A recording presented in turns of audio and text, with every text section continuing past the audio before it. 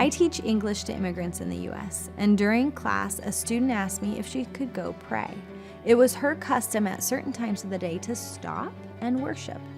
The concept felt both powerful and foreign to me because where I live, people keep God separate from work. We go to church on Sundays to pray and worship, but there's no cultural routine during the week to stop collectively and honor the Lord. Even though we are free from religious rules, I wondered if we've lost some of these ancient routines that help us revere God. I was reading through the book of Acts and stopped at a simple passage.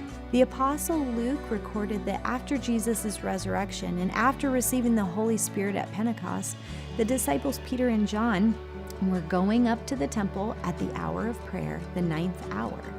It struck me that although they were living in the freedom and power of post-Easter people like you and me, they still recognized the need to stay in daily routine of connection with God. So, what are your daily routines that would allow time for God?